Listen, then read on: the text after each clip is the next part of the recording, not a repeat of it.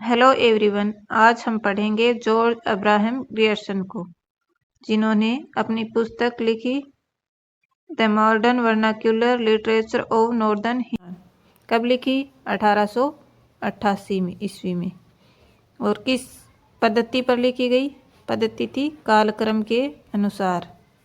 कालक्रम के अनुसार यानी कालक्रम यानी पहले 7वीं शताब्दी, फिर 8वीं शताब्दी, फिर 9वीं शताब्दी, इस तरह से। और पिछली क्लासों में हमने पढ़ा था गारसा देतासी और शिव सिंह सेंगर जी ने, उन्होंने वर्णानुक्रम पद्धति से अपना इतिहास ग्रंथ लिखा था।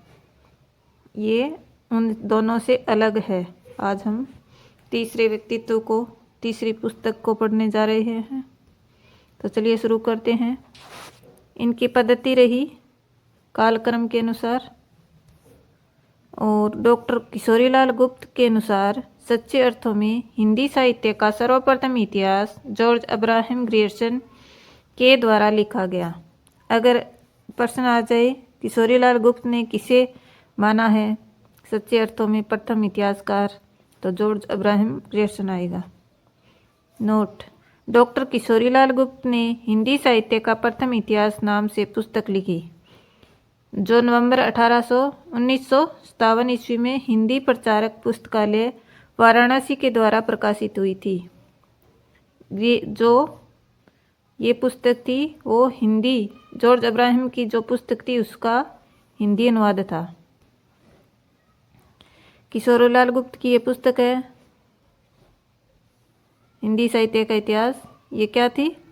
ये जॉर्ज अब्राहम की ही पुस्तक, ये पुस्तक इनकी है, तो ये इनकी पुस्तक का ही हिंदी में अनुवाद था।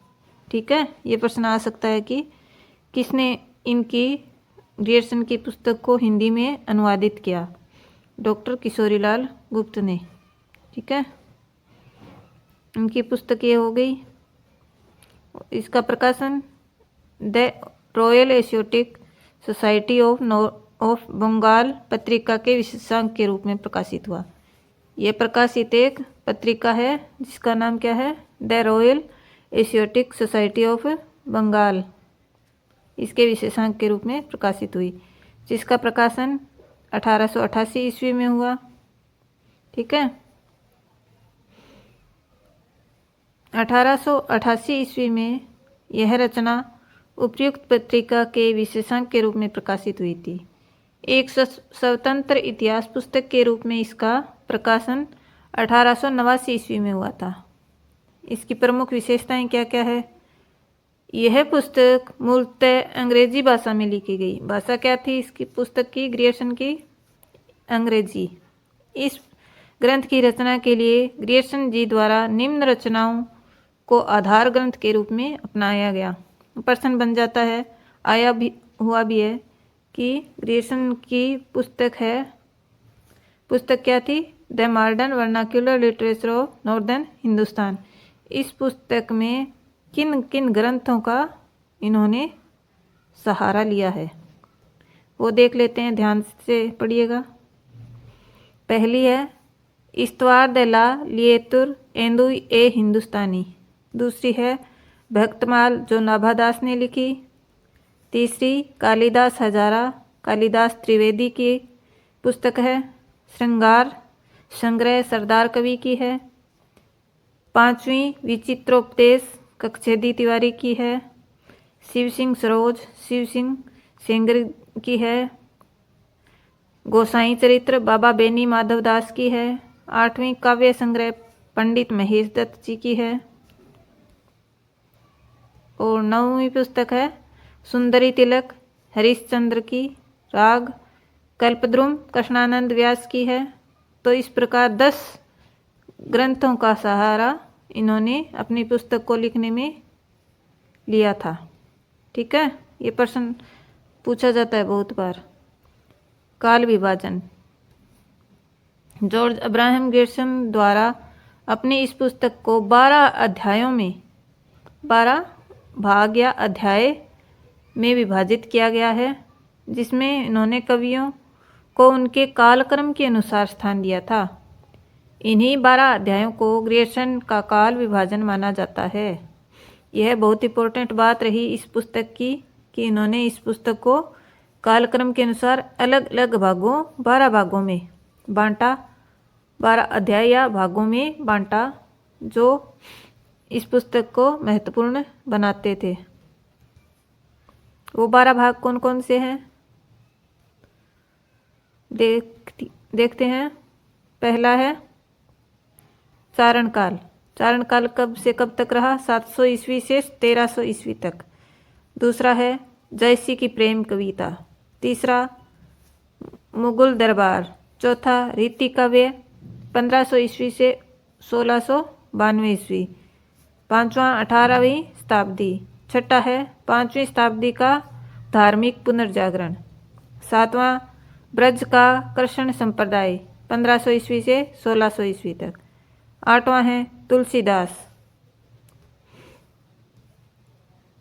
नौवां आ गया तुलसीदास के अन्य प्रवर्ती कवि यानी तुलसीदास के बाद के कवियों को इस 9वें भाग में स्थान दिया गया है, 1600 ईस्वी से 1700 ईस्वी। 10वां है महारानी विक्टोरिया के शासनकाल में हिंदुस्तान। 11वां कंपनी के शासन में हिंदुस्तान। 12वां में जो बचे हुए भाग थे, जो बची हुई बातें थी, वो विविध में जोड़ दिए गए। नोट: इस काल विभाजन में वैज्ञानिकता का अभाव होने एवं अध्यायों की संख्या अधिक होने के कारण काल विभाजन मानना उपयुक्त नहीं है। इन्हें शीर्षक मात्र कहा जा सकता है। इसमें 14वीं शताब्दी के संबंध में कुछ नहीं कहा गया है। इस पुस्तक की ये कमियां मान सकते हैं। अब विशेष तथ्य देख लेते हैं इस पुस्तक के। जॉर्ज अब्राहम ग्रियर्सन ने हिंदी को अंग्रेजों द्वारा आविष्कृत भाषा कहा है। ये प्रश्न पूछा जा चुका है कि जॉर्ज अब्राहम ग्रियर्सन ने हिंदी को किसकी भाषा कहा है, किससे आविष्कृत भाषा कहा है? अंग्रेजों के द्वारा। आचार्य रामचंद्र शुक्ल जी ने इस रचना को भी इतिहास पुस्तक के रूप में स्वीकार नहीं किया।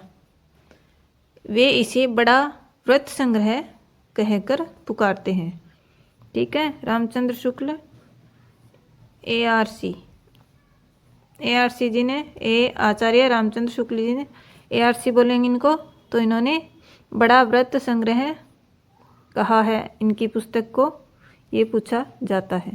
इस पुस्तक की विशेष उपलब्धि क्या रही वो देखते हैं।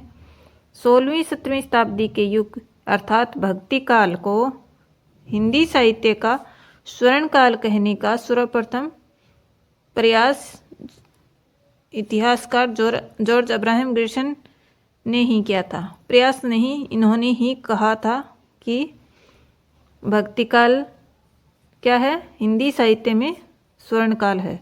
बार बार ये प्रश्न पूछा जाता है। मोस्ट इम्पोर्टेंट प्रश्न है ये कि भक्ति काल को स्वर्ण काल किसने कहा?